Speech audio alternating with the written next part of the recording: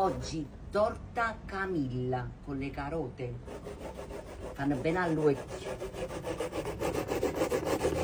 200 g di carote, un'arancia, un bicchiere di zucchero, 100 g di mandorle e 100 g di burro, un bicchiere di latte, una bustina di lievito pane angeli, un aroma di vaniglia, un po' di miele e 3 bicchieri di farina. Le carote le ho grattugiate, ragazzi. Adesso un po' di buccia d'arancia insieme alle carote.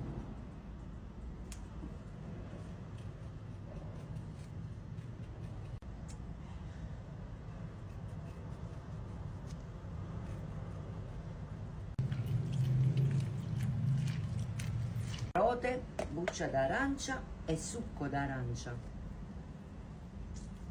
Scorza d'arancia, carote, succo d'arancia e mandorle. Adesso frulliamo tutto insieme.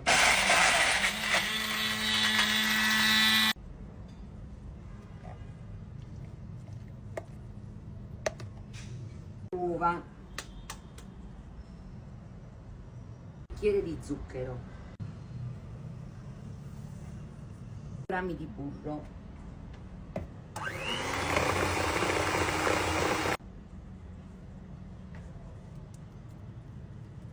piace il miele, ci ho mettito un 20 grammi,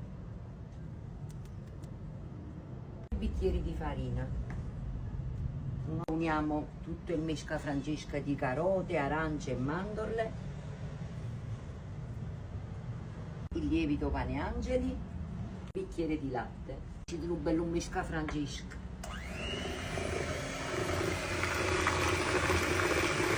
Mentre fate tutto il mesca francesca, accendetevi il forno a 175 gradi.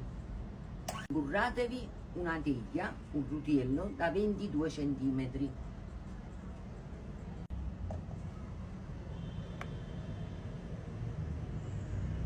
Messo in forno per 45-50 minuti.